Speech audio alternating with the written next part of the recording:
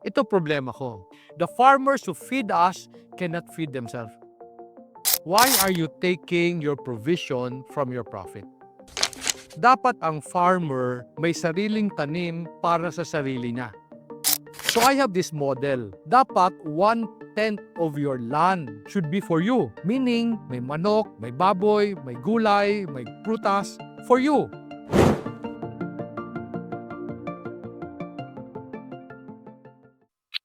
I have this, I think it's coming out. I have this series called Farm for Profit.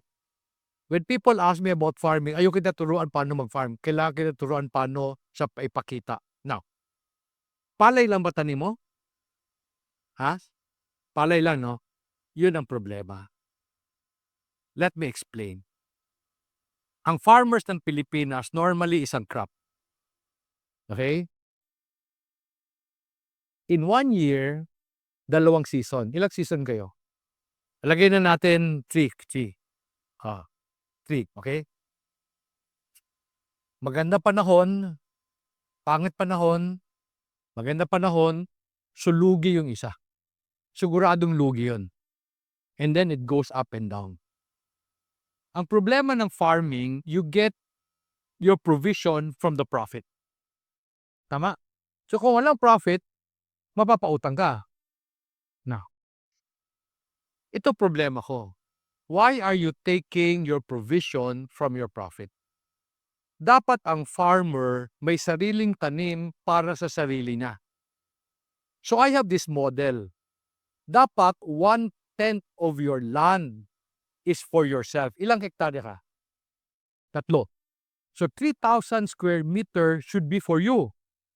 Meaning, may manok, may baboy, may gulay, may prutas for you.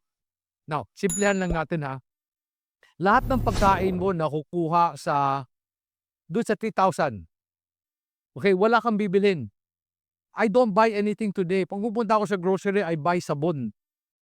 Okay, toothbrush, sabon. Because I make my own food. Okay? Pag you plant for yourself, ito 2 kita. Isa lugi. Pero 2 kita eh. Lahat to kita. Maski malugi yung isa, kita pa rin. Sa'yo to. My problem with farmers today, I say, the farmers who feed us cannot feed themselves. Okay? Now, 3,000 square meter, hindi mo mauubos para sa pamilya mo.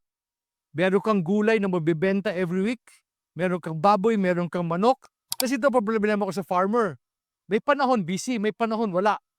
Diba? Relax. Anong ginagawa mo pag relax? I'll tell you kung anong ginagawa ng mga farmer. Kasi wala siyang ginagawa, maghahanap siya ng gagawin. Iinom, susugal, papasyal, napaggastos ka ba? Pero kung meron kang 3,000 square meter na tinatrabaho mo for yourself every day, andun ka, hindi ka magsusugal kasi meron kayong nalagaan eh. It solves a lot of problem now. Let me tell you saan ang galing to ha. When I went to Taiwan, I saw the model. When I went to Thailand, I saw the model. May lupa, may pagkain para sa sarili niya. Alam mo sino nagturo sa kanila? Pilipino. That was our model in the past. In the past, pag gusto mo, oy, birthday ni Junior, mag-ihaw ka ng manok dyan. Hindi ng manok. Manok nila. O fiesta, mag-ihaw ka ng baboy dahil lechon tayo. Kainin ng baboy. Kanila. We've lost that model kasi kinagaya natin Amerikano. We cannot follow the American model. We don't have big land. Okay? You need to go back to the old ways. Ako, in our farm, we feed everybody breakfast, lunch, dinner. Ubos kita ko dyan pag ginawa ko yan. So what do? I grow my own food. So may sayote ako, may upo ako, may petse ako. Ang wala lang kami, bigas. I grow my own food. Kung kinuha ko sa kita, yung ubos kita namin. Now why do I feed my people? I'm building loyalty. Napansin ko, Pilipino basta busog, hindi alis. Diba? It's a wrong model. Tama ha, for example, 3,000 square meter, meron kang pechay, meron kang sitaw, meron kang manok. You can now go to the market and on the weekend and sell.